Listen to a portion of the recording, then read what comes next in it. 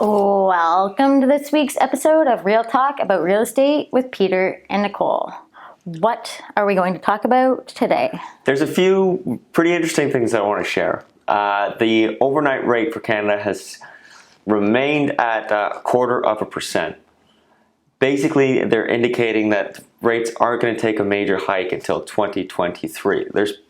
There's plenty of rates going around from many banks that are sub 2%, which is pretty amazing. I think I locked in mine a few years ago at 3.3%, and I thought that was a deal at the time. Yeah. So it's madness what's going on with the rates. It seems that everyone's addicted to these very low interest rates, and they're getting their fix, at least for the next few years.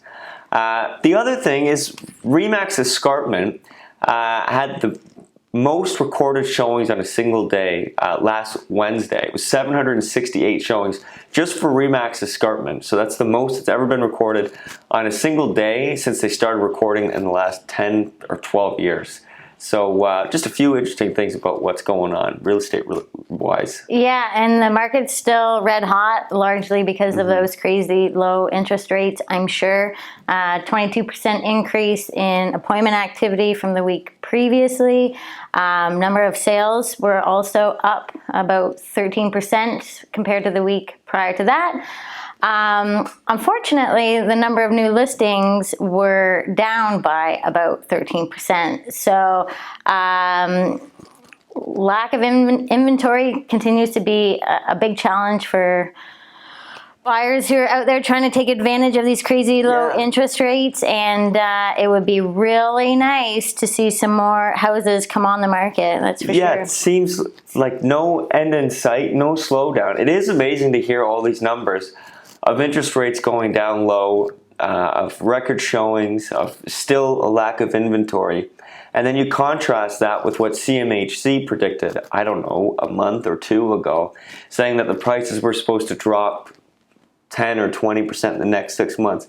I just don't see anything indicating that. Do you see anything in the market? No, and this has come up a few times recently over the last week or so, I think, with buyers getting frustrated and thinking about maybe waiting a couple of months because they think, prices are supposed to come down, and I see zero indicators in our particular trading area anyways. I'm sure it is true that at parts across Canada there may be dips, but I just think we're so insulated in, our location relative to Toronto. A lot of those folks are moving out this way now that they don't have to be at home. At the office to work. So there's just such a crazy amount of pent-up demand too that I think that's going to play out over. Just going to keep going. Yeah, I don't know. I don't see it either. And obviously we don't have that crystal ball, and everybody wants to know, but yeah, I don't. Everyone wants to know. There's craziness in the resale market. It keeps going on and on. But there's also craziness, even if you decided it's too crazy to get into the resale market and you want to go and rent something.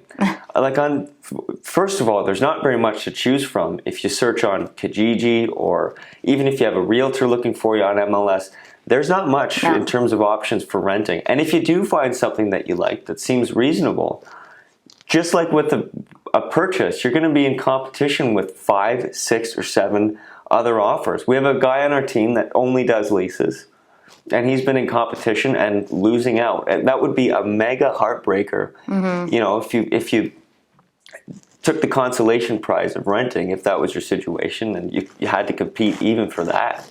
Yeah, no, it's crazy competitive in both spheres, and yeah, come on, more inventory. Come on, more inventory. Why don't we do some fact or fiction? Do you have one for me? I do. I guess we kind of led into it with my fact or fiction for you is when mortgage deferrals stop, prices will dip. Awesome question, but we more or less covered that.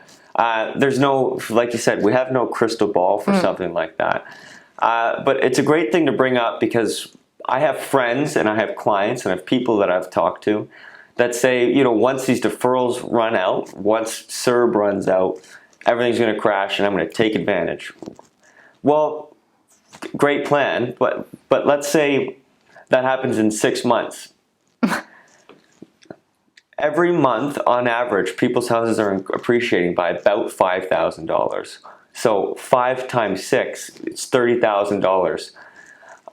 I don't anticipate a drop on average home prices of $30,000 in the next 6 months. I really don't see it. Going in the other direction. While you're waiting, you're going to end up paying more down the road.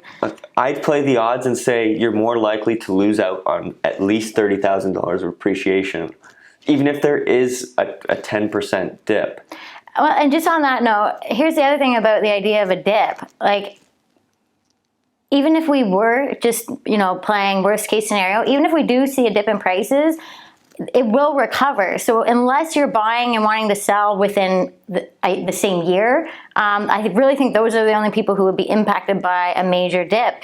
Even from 2017, when people bought at the peak and there was a slight correction after the fact, those people all are still making money on their sales now when they're If you look at the graph of what home prices in Hamilton and Burlington and Toronto have appreciated over the last 15 years, there's 2 events really other than the average trend upwards. One is in 2017, which is the steepest drop, the steepest spike and then steepest drop in the last 15 years. I don't remember anybody really losing their shirt or having major financial difficulties because of a loss in property in 2017. And then the other major event is this little plateau. If you look at the graph, maybe we'll put it up. In the Great Recession of 2008, there's a tiny little drop.